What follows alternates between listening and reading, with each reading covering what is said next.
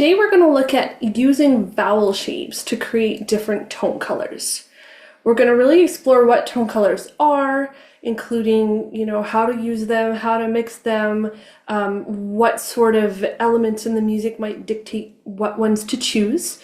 We're going to look at keeping consistent colors through the registers and go further into the vowel shapes. Ah, ah, those are actually different. E and oo as well. What are tone colors and how do we use them? So on the flute, we can actually create different qualities or different timbre of the sound when we change the vowel in our mouth. And flute, arguably, I think, is the most flexible of the woodwind instruments for being able to create a wide spectrum of different timbres and qualities of sound. And so the way that we would use these tone colors practically when we're playing, some of them are really appropriate for specific dynamics because obviously larger vowels will have more air moving through the mouth and smaller vowels would have less, or just, narrowing that channel, something that we talked about in earlier webinars. So we'll talk a little bit how the vowels apply to dynamic control. Musical expression, of course, because it can be a bit confusing because we're using the word color, but this is really the color of the sound. So if you think about playing the flute as an art form, we're using the colors of the sound to express the music and choose colors that are bringing to life the character or the mood that we want to create with the music. We can also use tone colors to blend, like with other instruments, or we can use tone colors to really project the sound if we're playing a solo or something like that in a hall. And the tone colors can also make an impact on our ability to play in tune. So we will touch on all of that a little bit. So the first step in exploring tone colors is to have a consistent tone color throughout the registers of the flute. If you're playing your flute and you automatically have like a thinner sound, say in the low register, and a harsher sound in the high register, and you're only really comfortable in the middle register, if that's your baseline, you're really going to struggle to use different colors of sound and have that flexibility to choose what kind of sound is coming out of your flute. So step one is really having the control over just a really consistent sound throughout the registers. So what we suggest, our suggestion, is an ah vowel. And the ah vowel is if the doctor says to you, open your mouth, I want to see your tonsils, and they stick the tongue depressor in and say ah, that's the shape that we're trying to make.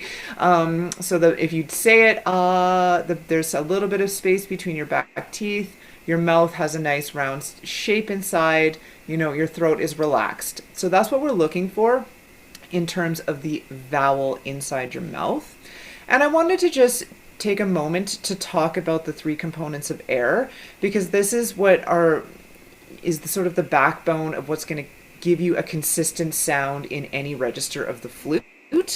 And if you have that consistency, then we can go off onto more tangents of different tone colors. So a real quick explanation. When I think of air, I think of three components. The amount of air specifically controls dynamic. So we don't want to use amount of air to change anything other than how loud or soft we're playing. We shouldn't have to blow harder to play in the high register or blow less to play in the low register. We should be blowing more for a loud sound and less for a quiet sound. Okay? Then there's the direction of the air, and this is very much controlled with your embouchure. And so depending on the register that you're playing in, the intonation you're trying to produce, you're going to shift the actual direction of the air using your embouchure up and down. So for the low register, we're aiming the air way more down into the flute. For the higher register, we bring it up so it's a little bit more across. And then if you're struggling with intonation or anything like that, or if you're finding that your tone color isn't consistent, it might be a case that you're not aiming the air the exact way that you want, that you should be doing it. And sometimes, without going too far on a tangent, sometimes that can be from rolling out too much, rolling in too much. Then that changes the direction that the air is actually going into the flute. So starting with that baseline of a really correct direction of the air is going to help you depending on the register you're in. And then finally, the speed of air, which again could be its own webinar. I'll just quickly say we will go through this with some of the colors. The speed of the air will affect the color. So you want to just make sure that when you're in a particular register that the speed of the air is correct so that you can have that consistency of sound. So the air is going to be a little slower in the low register and it's going to be a little bit faster the higher that you go. Just from like a physics standpoint, the air needs to move faster the higher that you go. Sarah, did I miss anything? Do you have anything to add to that? No, I think it's good. I thought of one tip for getting the ah vowel because sometimes it's hard for people to like imagine that shape. And something that works for a lot of my students is to think about like holding a mint on your tongue, look in your mouth, it kind of helps create the space in there. I don't know. I don't know if you ever did that in high school, but I did that all the time. Like just like held candies in my mouth. I don't you would like have contests with your friends to see how long you could keep it like without it dissolving away. But it turns out it's a great shape for Yeah. the baseline of playing the flute. So it's a good visual. Okay. Okay, so this is just one example of an exercise that you can practice for just a couple of minutes a day just to get a baseline tone color. So it goes through all the registers really smoothly in a C major. And what we're aiming for here is that the sound is like sounds the same whether we're high, middle, or low, okay?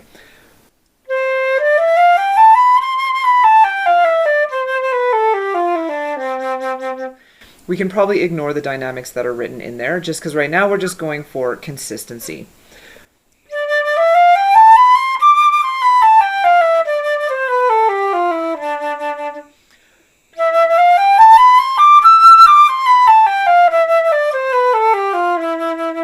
So you can go through this whole exercise and just analyze, are you aiming the air the correct way?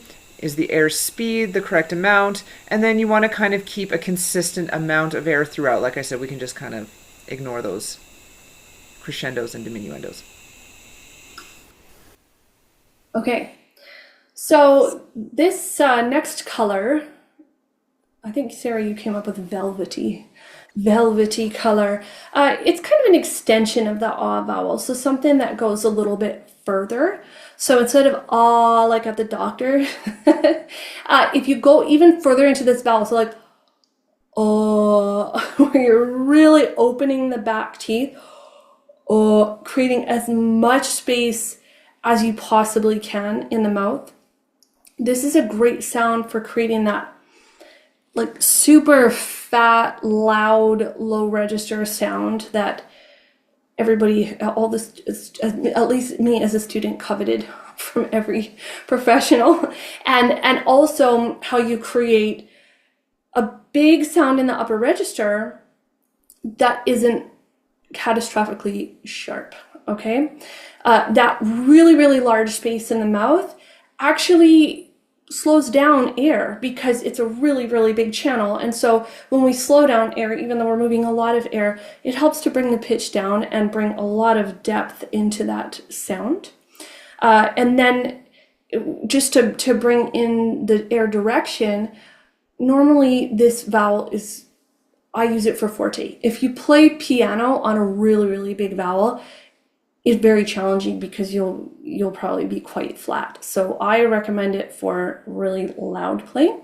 And so the direction of the air is going to go at an angle into the flute a little bit steeper than normal because again, we want to control that pitch and not just go super sharp when we're playing really loud. Is there anything that you would add to that, Sarah? That it struck me when you said that like the ah shape almost automatically your jaw kind of drops Yeah. and comes down and back, which automatically gets the air to move down. So you can just go with that with your embouchure as well.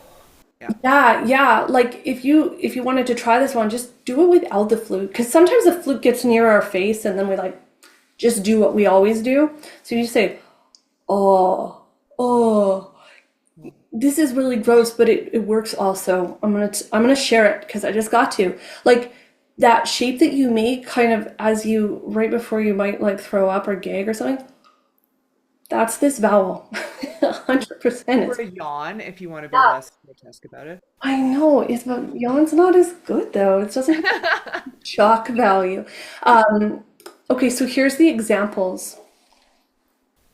I might just like toot a note first because these are hard examples.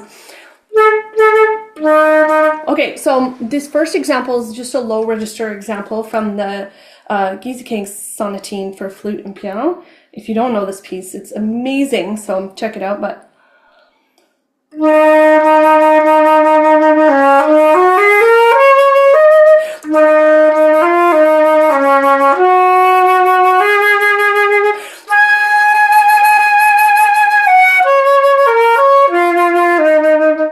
so even going up into the middle register there, I'm really opening the back teeth so that I can get a ton of sound without the note splitting or going crazy sharp.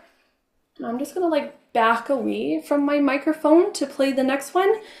Hopefully it doesn't break the microphone, but in the piano part, the piano's really big and really low, so we really want the max volume that we can use up here in the upper register. So again, really opening the back teeth and aiming down.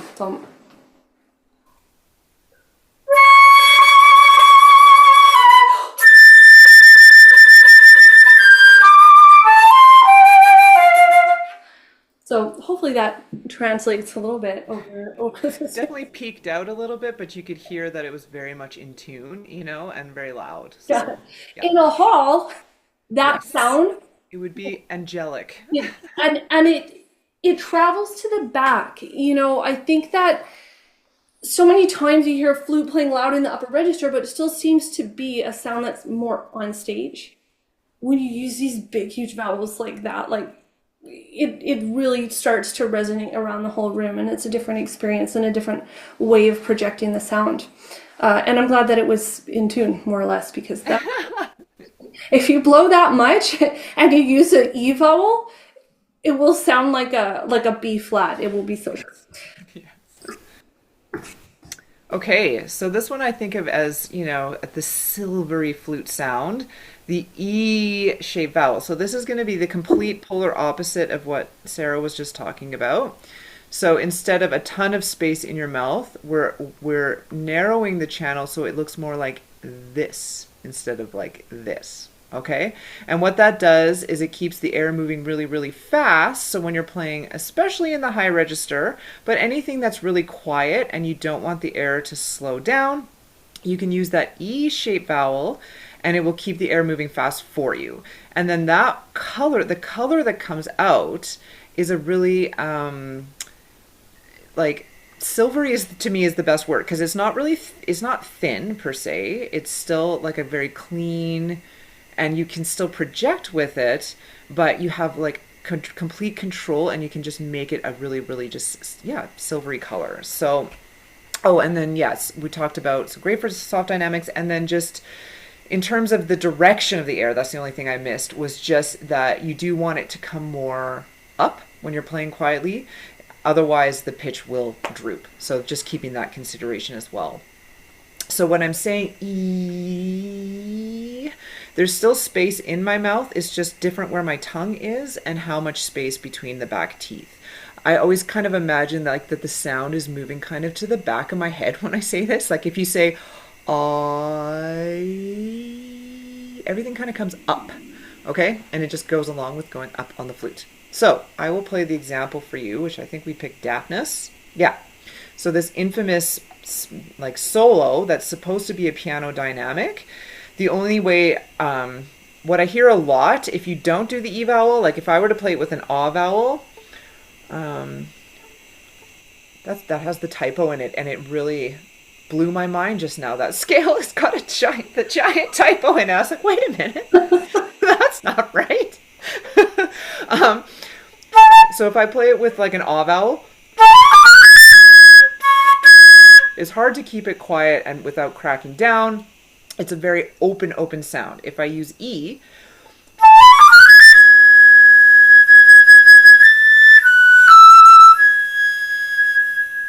I can get even softer if I want. I can get louder if I want. I have the control. And it's more of like, yeah, I hear like a shimmery kind of flute sound color. And then if I go down into the lower register, you can keep that. Um,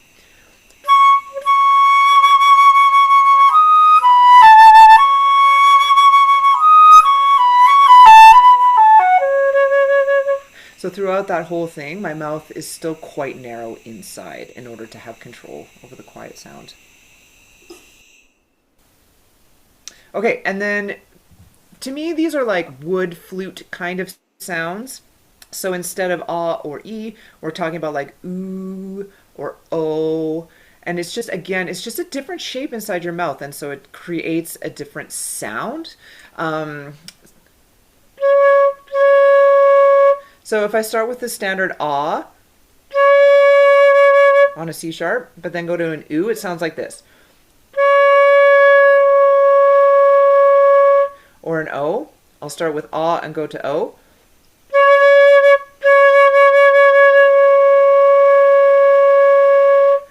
So these are, you might hear it and think, oh, that's just a bad flute sound. But those are the colors that you specifically choose for artistic expression or dynamic or to create a different sound. So when we're talking about tone colors, to me, it's those different kind of sounds that aren't perfect that create the interest. So yeah, this is Afternoon of a Fawn, so you can use so many different tone colors in here, but this is a good example of using the kind of ooh vowel. So right from the very start of that C sharp, I kind of create an ooh shape in my mouth, playing with very, very, very little air. So that keeps the air moving fast, but creates this kind of like distant and pale tone color.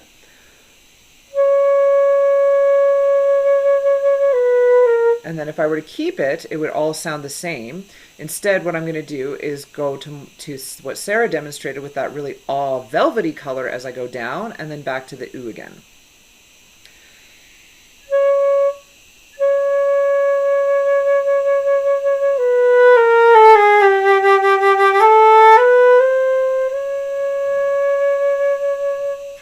You could even try sort of an E. Any of the E, ah, oohs for those quiet dynamics change the color. Hopefully that, again, that comes through on our microphones. Came through over here. Okay. Yeah. And then I like to demonstrate this one too because it's just about the flexibility. So if I were to start like in bar 9, okay, so bar 9, I would choose kind of let's choose an ah. I'm just going to pick on the fly here. So in bar 9, I'm going to play with a bit of an ah vowel, and then in bar 10, I want it to be an echo, but not just quieter. I want it to be a different color. So maybe I choose more of an ooh shape there. And then why don't I just demonstrate that to begin with? So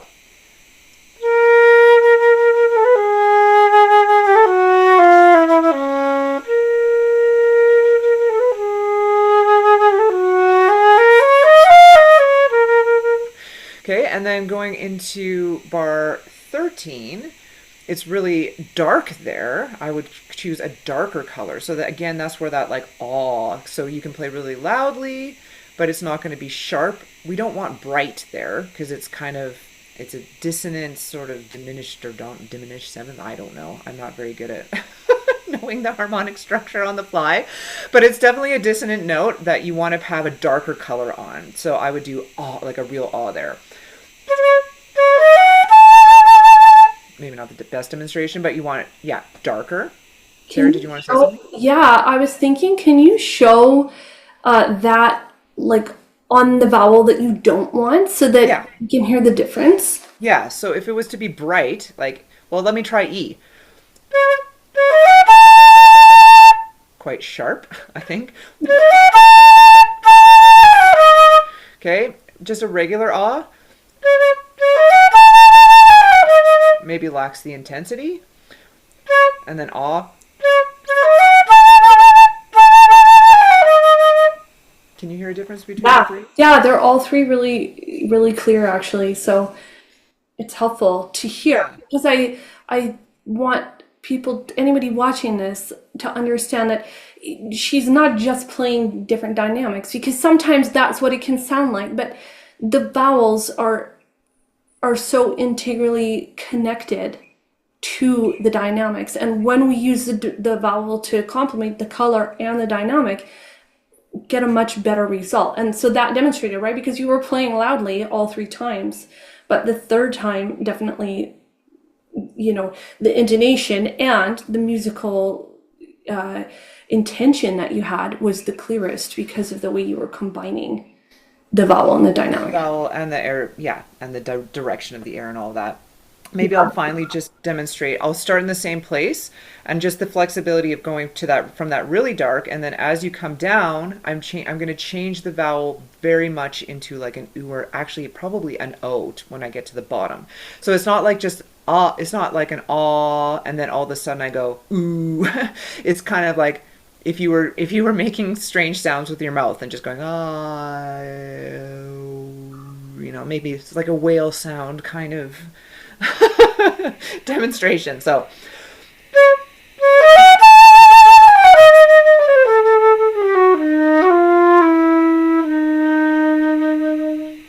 going for kind of that hollow woodsy, as if I was playing a wooden flute by the end. Okay.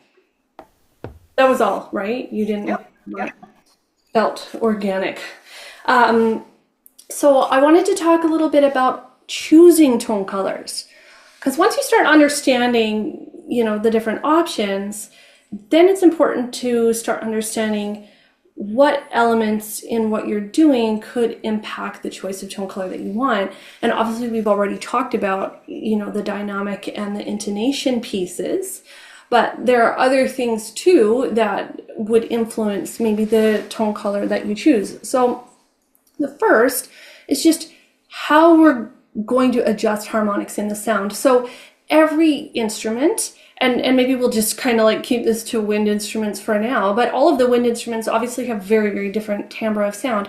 And this comes from having a different sort of blend of harmonics within those sounds. And when we change our vowel in our mouth, we're actually changing that blend in our sound. So we're getting different qualities.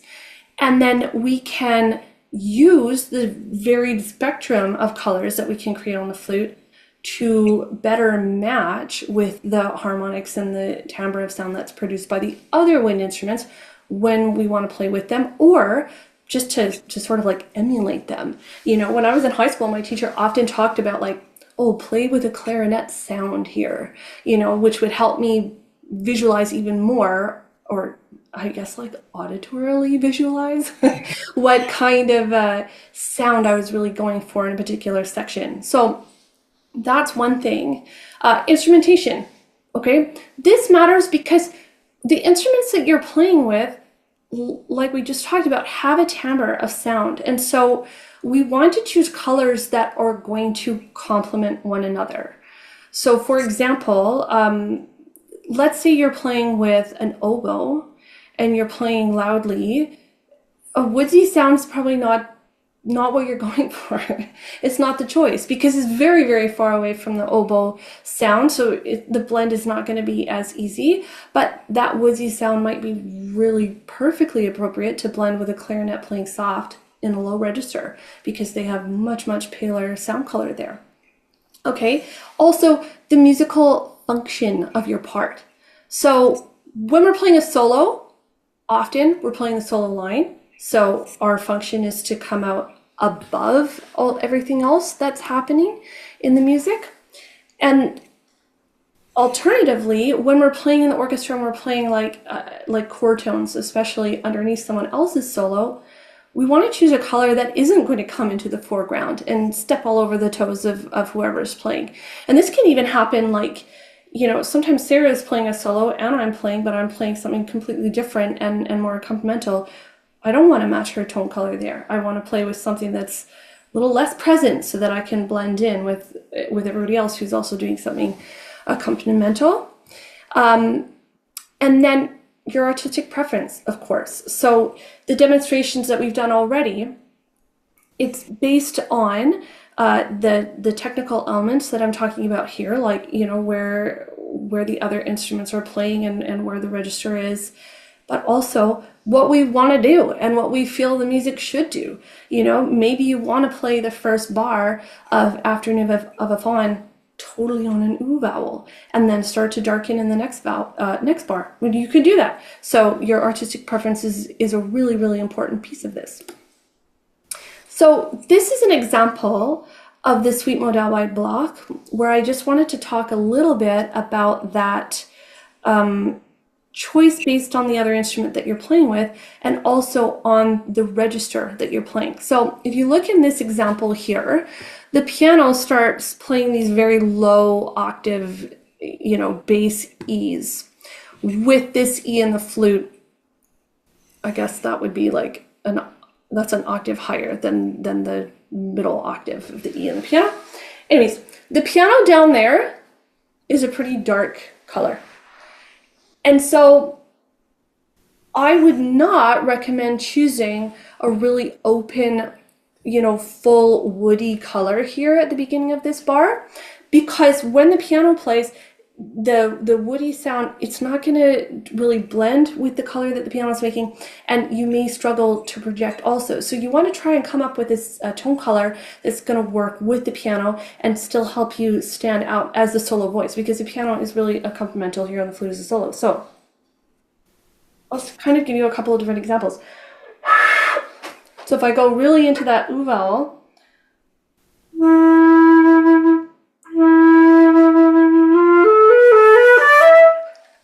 it's going to be too pale when that lower octave is in. So I would play something like,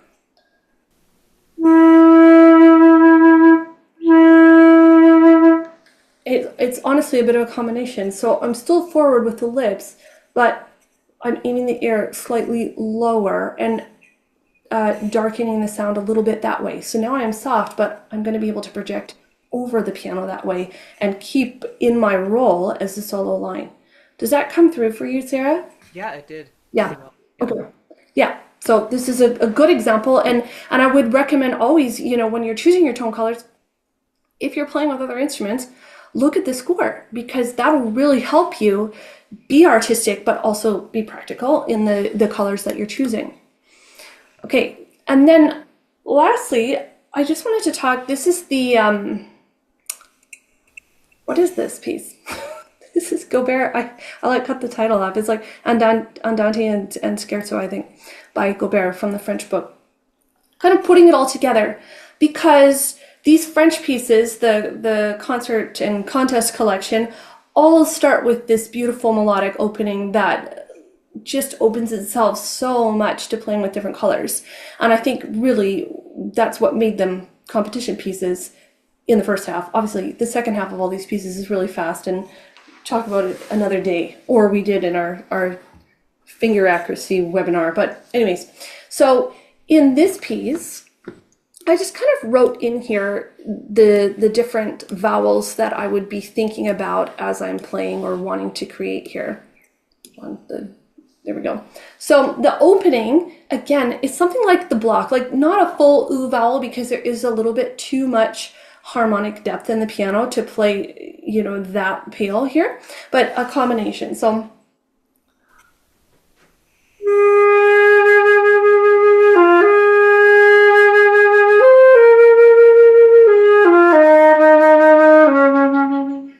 slightly darkening as I go to that E flat there. And then as I move, so in the second bar, we see I have ooh here, and then moving into a darker color. So I'm going to shift that vowel as I make that crescendo there. So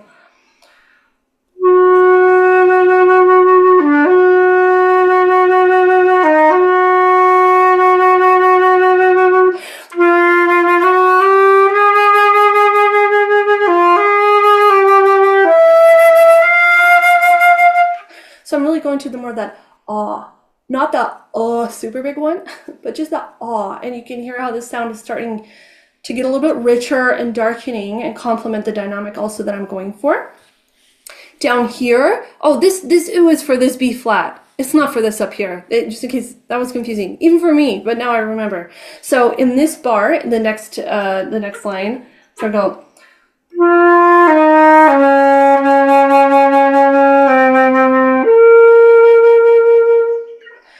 hear that change? It's so beautiful with the harmonies. And it also helps me not to be flat. I started that just a tiny bit flat. I was like, oh, more. Bringing that bottom lip more and more forward. As we go up, so here in the poco animato, this is another great example of a place to use E. And this is a fast change also. So in the bar before, so we have this crescendo into two Ps. It's so difficult. It's so beautiful, but it's so difficult. So this is why it's a competition piece. So I'm just going to play the crescendo, and I'm using sort of that ah vowel, playing as if I'm going to make a crescendo, and then switch to E.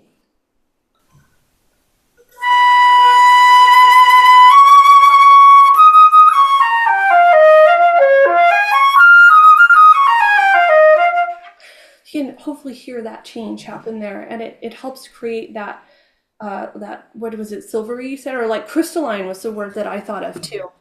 Okay, this here close to the bottom, this high E flat is where I really go into that full like jaw open, back teeth open ah vowel, because it's going to be so expressive, and also we don't want to be so expressive and go sharp. I'll do it, but maybe I'll like back up a little bit. It's not as loud as the Giza Kingston I've heard before, but you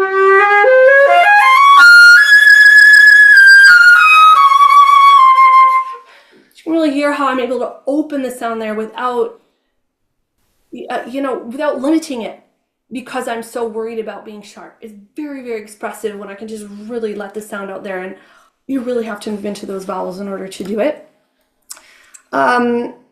Oh, this is a place, so at the top here, this a tempo. So this is after this big molto rit. I'm not gonna play that, but I normally we take a breath before the a tempo. We're in E or even an U shape to just go really, really soft to give you a little bit more variation in the color of this opening. So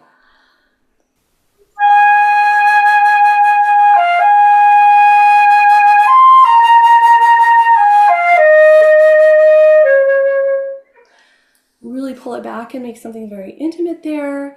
And then the rest is also, I mean, it's very similar to what I did before. This is just a variation here, the 6/8 of going up into that U, and then, this here is the same variation of the poco no from before. So anyways, hopefully that gives you an idea of like the whole thing put together. When I play a piece, I would absolutely plan this. I would not just make vowels on the fly. Because you need to practice them. You need to practice really going into them and deciding what works. And certainly all of these vowels I decided while also listening to the accompaniment or looking at the score, so that I know that I'm choosing vowels that are actually going to work with what's going on in the piano. If you found this helpful today, you can join our free school community where we have lots of content to help you work on your flute fundamentals. There's a link below in the description.